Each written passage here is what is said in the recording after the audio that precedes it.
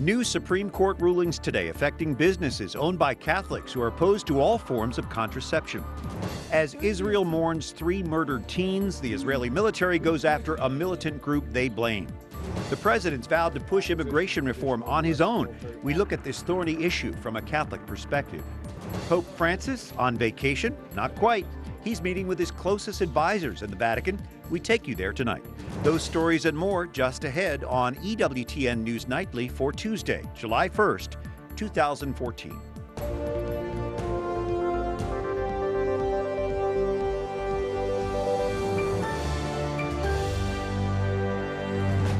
Good evening from Washington. Thank you for joining us tonight.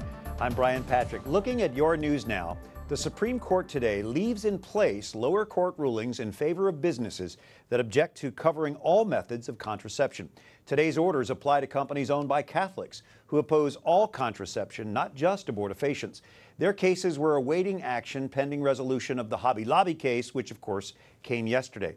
Today's orders are a strong indication that Monday's decision applies broadly to the Obamacare contraceptive coverage requirement. With us tonight is Daniel Blomberg, a legal counsel at the Becket Fund for Religious Liberty. Daniel, the order from the Supreme Court goes beyond upholding those cases, right? That's right. You know, the decision yesterday was a landmark decision that says no Americans have to leave their faith behind when they open a family business. And unfortunately, a couple of lower courts had said just the opposite. They said, if you open a family business, then you leave your beliefs at the door. And the Supreme Court reversed those decisions and said, you need to go back and look at this in light of what we decided yesterday. I was kind of surprised to see this order from the Supreme Court today after yesterday's big day. Were you? No, not at all, because the Supreme Court's decision was a very strong one that says the government can't force people to violate their religious beliefs as a condition of entering into business in this particular context, in this particular way. And this decision was good not only for those businesses, for those Catholic businesses, but also for Catholic ministries like the Little Sisters of the Poor and, of course, EWTN. So Senate Democrats are fighting back, saying maybe they have to go about this from a legislative standpoint, pretty much do an end around the Supreme Court. Do you think this could jeopardize the Religious Freedom Restoration Act, RFRA? No, not at all. The Religious Freedom Restoration Act was enacted by overwhelming bipartisan majorities. All of the Senate was on board. It was signed by President Clinton, and the law has been very firmly in place for over 20 years now, doing its work, protecting the religious liberties of Protestants and Catholics and Muslims and Jews and people from all different walks of faith. So wasn't that the basis for the Supreme Court ruling yesterday, RFRA? That's right. The RFRA decision, RFRA law was the basis of what the court did yesterday. So this ruling also paved the way for emergency relief. For our network, EWTN, 5 Catholic institutions in Wyoming. In his decision, the judge used the word rubbish. What do you think he meant by that? Well, I think he meant exactly what he said. Judge Pryor in the 11th Circuit Court of Appeals was looking at the decisions that have been made in other cases, saying that this isn't a substantial burden on EWTN's religious beliefs to have to sign a piece of paper that does exactly what EWTN says they cannot do. And Judge Pryor properly called that rubbish. And he said that is a substantial burden, especially when it's backed up by millions and millions of dollars in fines. Okay, we should point out that the Becket Fund, and you particularly represent EWTN in this case. It is our honor to do so. We appreciate the good work you're doing, but this is not just a Christian issue. Doesn't the Becket Fund really defend and represent all faiths? Well, religious liberty, protecting religious liberty is something that people of all faiths should be behind. Because when we protect it for one person, we protect it for everyone. And so, for instance, in yesterday's decision, the Supreme Court specifically pointed out another one of the Becket Fund's cases, a case which we are in front of the U.S. Supreme Court right now, representing a Muslim prisoner who doesn't want to be forced to violate his religious beliefs when it comes to his religious attire and appearance. So when we're protecting religious liberty for EWTN and for Hobby Lobby, we're protecting it for Jewish kosher butchers, we're protecting it for Muslim halal butchers, or grocers, we're protecting it for everyone. This is an American issue. This is. Indeed. Daniel Blomberg with the Becket Fund, thank you for joining us. My pleasure. Appreciate it. Well, a new report shows the Obama administration has been struggling to clear up discrepancies that could jeopardize coverage for millions under the health care overhaul. The Inspector General of the Health and Human Services Department, or HHS, says the administration was unable to resolve more than 2.5 million of the nearly 3 million such problems in the fourth quarter of last year. This is the first independent look at a festering behind-the-scenes issue that could turn into another health law headache for the White House.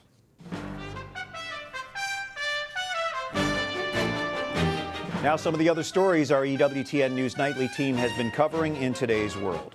Tensions are rising between the Israeli military and the Palestinian group Hamas. Overnight, Israel stepped up airstrikes in Gaza, hitting more than 30 targets. Israel blames Hamas terrorists for kidnapping and killing 3 Israeli teenagers in the West Bank. Wyatt Goolsbee has more from Israel's embassy here in Washington. Brian, both the Prime Minister and the President of Israel spoke out strongly against Hamas today. In fact, the Prime Minister said Hamas will pay. Now, this is after Israeli soldiers found the bodies of 3 abducted teens, and now military officials are retaliating. Israeli emergency services battled to put out fires in southern Israel near the border with Gaza today after rocket attacks from Gaza's side set fields on fire. Militants in the area have stepped up attacks, drawing Israeli airstrikes and risking a wider conflict. It demonstrates that Hamas has not changed. It remains a vicious, vile terrorist organization that targets every Israeli civilian, man, woman, and as we've seen, children as well. Israel buried 3 teenagers today who had been kidnapped and found dead in the West Bank. All 3 had dual Israeli-American citizenship. They were abducted while hitchhiking home from the Jewish seminaries where they were studying near the West Bank city of Hebron. Hamas, which has kidnapped Israelis in the past, has praised the abduction of the teenagers but not taken responsibility for it. Recently, the people of Israel have gone through a great trauma. For 2 weeks, we have been living as if we are in a movie whose ending is a terrible one. I don't have a brother anymore. And it's not just the families of the teens mourning. In Tel Aviv, Israelis paid their respects at a memorial in the center of the city. They were young. They didn't even get a chance to taste life. These are the best youths in the country. It's inconceivable. There are no words. Look what is going on here. I heard about it last night. My heart was broken. It's unbelievable. Just unbelievable. Today is really a day of national mourning in Israel. I don't think there was in the past few years a cause or a reason that you can really say that the entire nation got behind together in prayer and hopes for the return of these 3 guys. Pope Francis is also voicing his support for the families of the victims. In a statement today, the Vatican said, quote, Pope Francis shares in the pain of the families affected by this murderous violence and asks God to inspire all thoughts of compassion and peace. And Brian, of course, we will continue to follow the developments in this region as well. All right, Wyatt Goolsbee at Israel's embassy here in Washington tonight. More violence erupting at the hands of terrorists in Nigeria. A car bomb exploded this morning in Maiduguri, Nigeria. Vendors' stalls and goods are reduced to debris. Cars and tricycle taxis were set on fire. Witnesses are blaming Boko Haram extremists. They report seeing about 50 bodies in this wreckage. Fewer than normal customers were there because most locals are staying up late to eat during Ramadan. That's the Muslim month of fasting from sunrise to sunset. Hopes for the formation of a new Iraqi government are dashed today. Iraq's first session of parliament ended in less than 2 hours. Many of the lawmakers didn't come back after a short break. Parliament couldn't even make quorum. Both Sunni and Kurds are demanding Iraqi Prime Minister Nouri al-Maliki be replaced. They accuse him of breaking promises and of monopolizing power. The demands come as Kurdish forces are rushing to fortify their front lines from ISIL forces. This border could eventually define a future Kurdish state in northern Iraq. Some Christian communities are welcoming these barriers. They say they want to be under Kurdish control. Russian President Vladimir Putin says he couldn't convince Ukraine's president to hold a 10-day ceasefire. Unfortunately, President Poroshenko made a decision to resume military operations, and we could not. When I say we, I mean myself and colleagues from Europe. We couldn't convince him that the road to a sustainable, durable, and long-term peace cannot lie through war. Ukraine's president ended the ceasefire, saying it was violated more than 100 times. This morning, fighting broke out in Ukraine's city of Donetsk just 8 hours after that ceasefire was called off. Government forces and separatists clashed, firing heavy weapons at each other. President Obama is determined to go it alone on immigration reform if he has to. Our Laura Cole is at the White House with that story tonight. Laura? Well, Brian, the president urged his cabinet to come up with a plan to reform immigration. He says he cannot get the help that he needs from Congress. That is why he is willing to go it alone. And no matter what he decides, it will affect right around 11 million immigrants living here illegally. They're definitely human beings just like you and me. They're going through the same struggles. Michelle Mendez with Catholic Charities for the Archdiocese of D.C. says they help several hundred illegal immigrants each month try and get documentation. There are very limited ways to legalize your status if you have come across the border illegally. So the president is pushing for change. We now have an actual humanitarian crisis on the border that only underscores the need to drop the politics and fix our immigration system once and for all. The situation is only growing more dire. In recent weeks, there's been a surge in unaccompanied children at the borders, many from Central American countries. Bishop Seitz from the Diocese of El Paso expressed his concern last month. Gangs and narco-traffickers have infiltrated just about every element of their community, including their schools. And now those millions of immigrants are here. The president says he'll take executive action to fix a growing problem if Congress doesn't act. That didn't sit well with House Speaker John Boehner, who called it presidential overreach. He said it is sad and disappointing that faced with this challenge, President Obama won't work with us, but is instead intent on going it alone.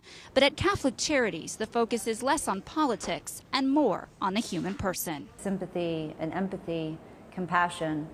I think those are the principles that we should be guiding us. We definitely need to be more proactive and not just passive. I think that's what our Catholic faith tells us to do. And Brian, the president has given this a deadline. He wants to hear back from his administration by the end of summer to see what type of executive action he could take. On one other note, Brian, we did take a look at some of the numbers. In 2013, under the Obama administration, right around 368,000 immigrants, illegal immigrants, I should say, were deported. And then in 2007, when you compare that to President Bush's administration, that number was 290,000. So it's very interesting, Brian, to take a look at the numbers here. Yeah, Laura, and it's also interesting to note that the Catholic bishops are really aligning more with the Obama administration on this particular issue. A federal judge in Kentucky has struck down that state's ban on same-sex couples getting licenses to marry in the Bluegrass state. Today's ruling by U.S. District Judge John Hayburn in Louisville is on hold because it will be appealed. Hayburn previously struck down Kentucky's ban on recognizing same-sex marriages from other states and countries. Implementation of that ruling is also awaiting an appeal. Tropical storm Arthur has formed off the central Florida coast, becoming the first named storm of the Atlantic hurricane season. The National Hurricane Center in Miami says a tropical storm watch is now in effect for part of the state's east coast. The center says Arthur is expected to strengthen in the next 48 hours and produce heavy rain across eastern Florida, the peninsula there. As it tracks along the east coast this week, it could make for a wet, maybe wild 4th of July in the mid-Atlantic. Torrential rains are worsening the flooding tonight in parts of the Midwest. High water in Iowa swept away a teenager. A busy interstate near Chicago's O'Hare International Airport was flooded. And by the weekend, the Mississippi River will be at major flood stage in many Iowa, Illinois, and Missouri communities. Coming up, even though it's a matter of faith, Muslim women still can't wear a veil over their face in France. And Pope Francis takes a lower profile this month, but he's working hard, meeting with 8 of his closest advisors.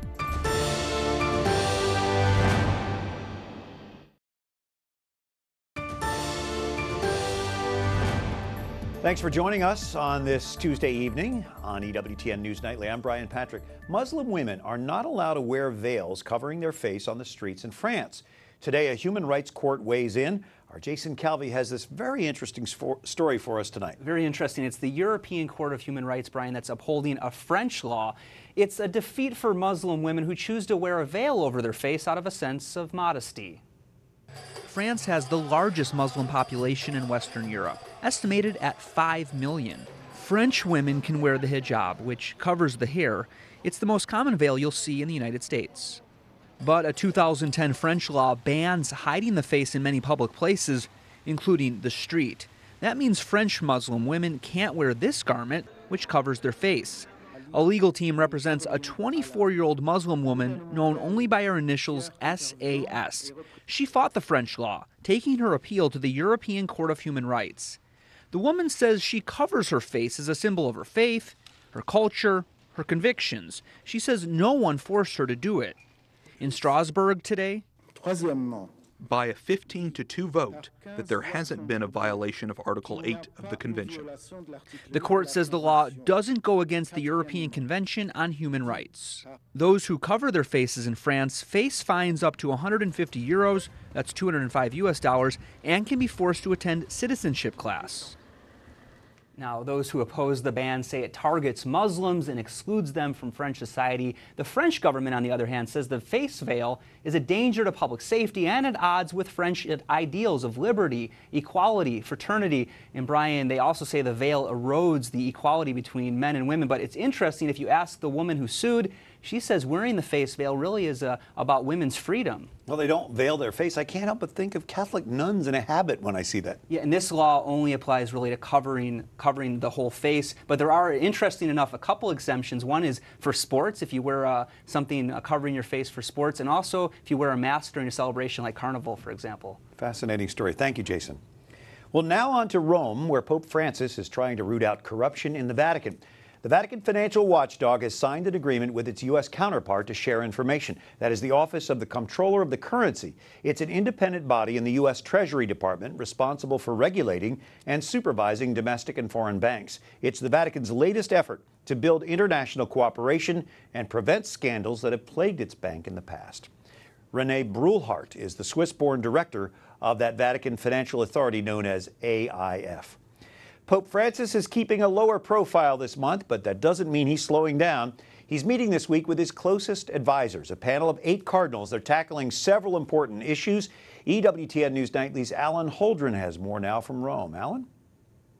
Well, Brian, this is the first of 4 days of meetings where they're talking about the ongoing restructuring or reorganization of the Roman Curia.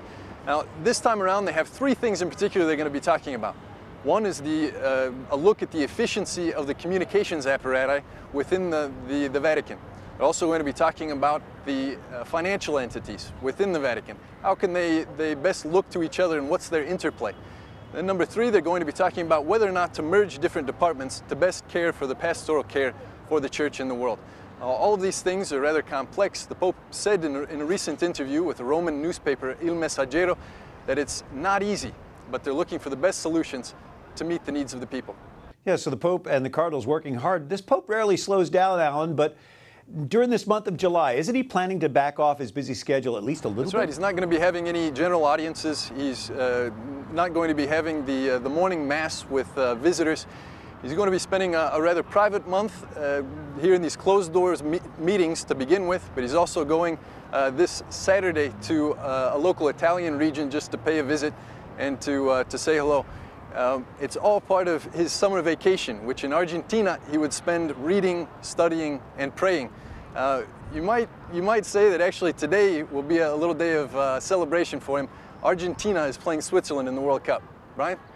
All right, and as Alan mentioned, the Holy Father will be visiting the southern region of Molise this Saturday. He will say Mass at a stadium. He'll spend time with the sick, the young, and the incarcerated. He'll also announce a Jubilee year celebrating Pope Celestine V, the first pope to resign. That was in the 13th century. Well, tonight, an uplifting update to a tragic story we first reported yesterday from southern Italy. African migrants playing football with Italian children on the beach of the small Sicilian city of Pozzallo today. They're excited to begin a new life in Europe after traveling by a smuggler's boat from North Africa. These trips don't always end so well. The Italian Navy says 30 migrants suffocated or drowned in the cramped cargo hold of an overcrowded boat on Monday. Nearly 60,000 have made their way to Italy by boat since the beginning of the year. This is very close to Pope Francis's heart. As Alan mentioned, he's again traveling to southern Italy this weekend. You'll recall last year, the Pope held a memorial service for the many who have died making the crossing from North Africa to Europe. Up next, it may be entertaining to some, but New York's finest aren't fans of acrobats on crowded subway trains. And a teenager flying solo around the world hopes to encourage other young people to tackle their dreams.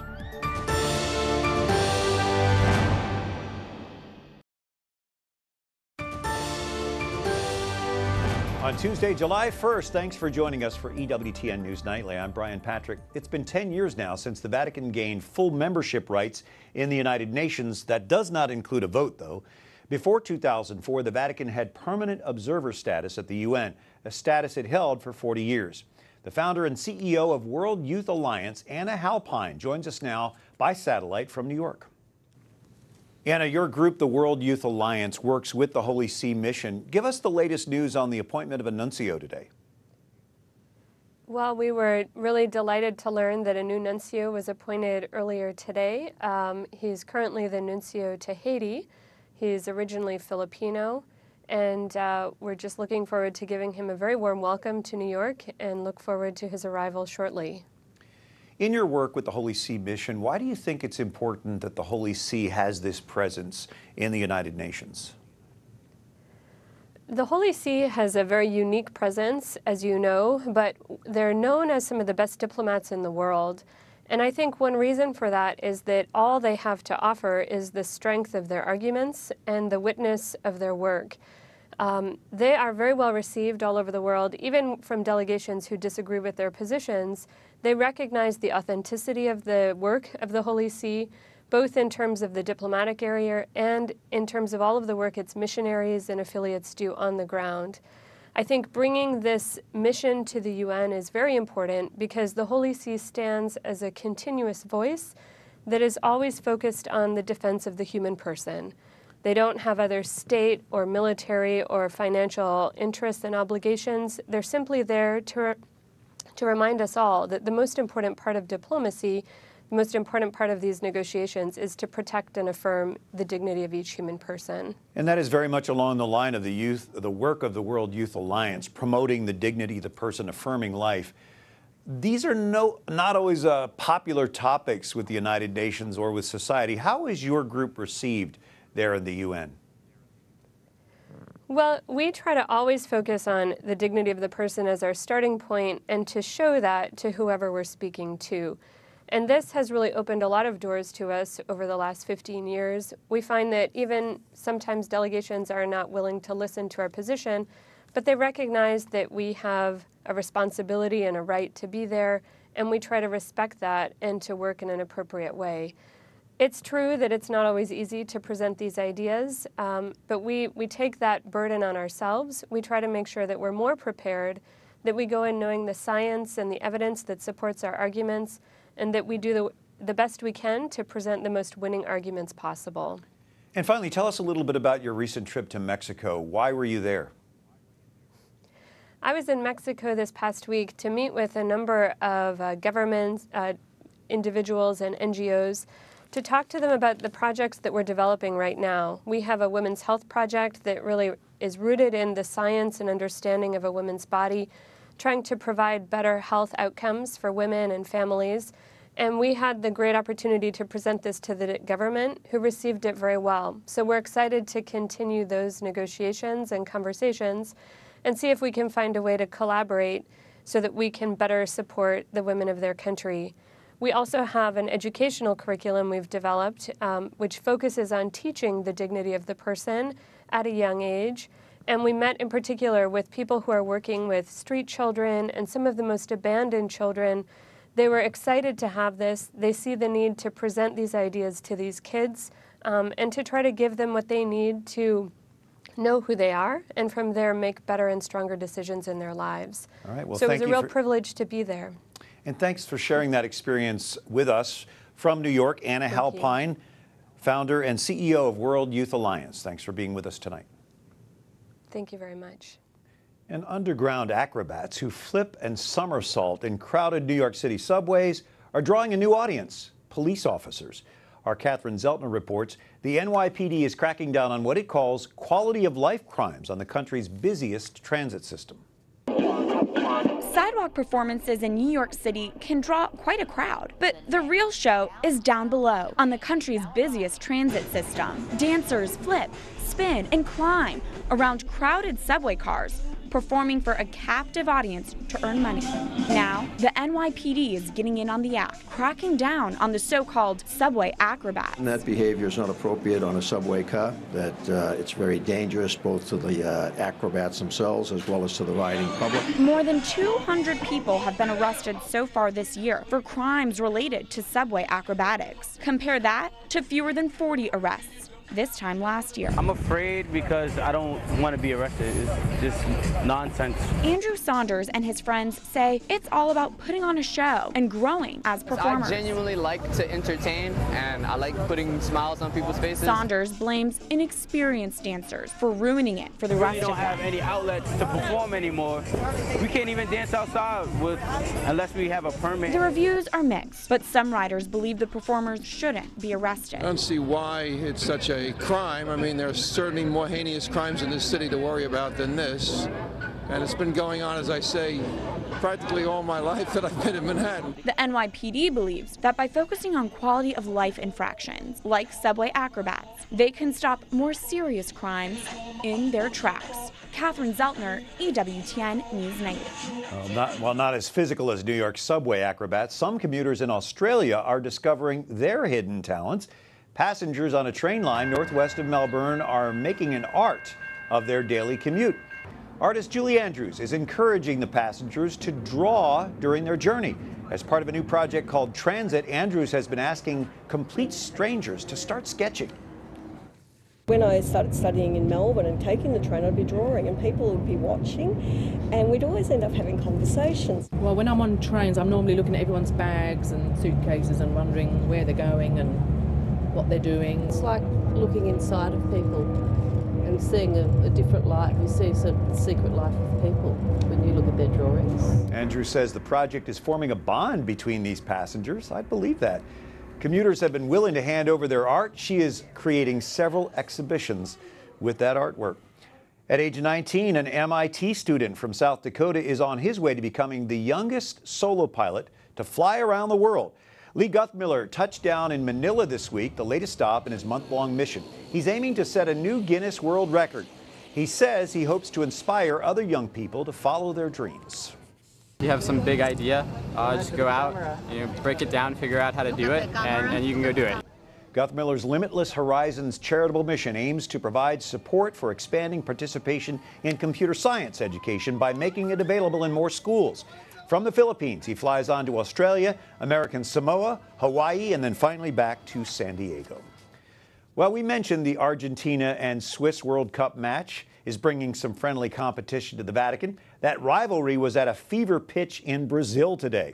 Argentina and Switzerland fans packed the stadium for today's game. They were singing and wearing their masks and cheering, both fans hoping their teams would advance. Well, Argentina finishes on top, 1-0, continuing their perfect record in this year's World Cup. Makes you wonder if the #1 Argentina fan, Pope Francis, is praying for a World Cup championship. We know he teased the Swiss Guard about this game. And just a few blocks from our DC studio this evening, a large patriotic crowd is cheering on Team USA playing Belgium in the World Cup. The winner advances, the loser goes home. Game highlights tomorrow on EWTN News Nightly. Until tomorrow, like us on Facebook, follow us on Twitter, and watch again anytime you like on EWTN's YouTube page. For all of us here at EWTN News Nightly, I'm Brian Patrick. Thank you for watching tonight. Good night, and God bless you.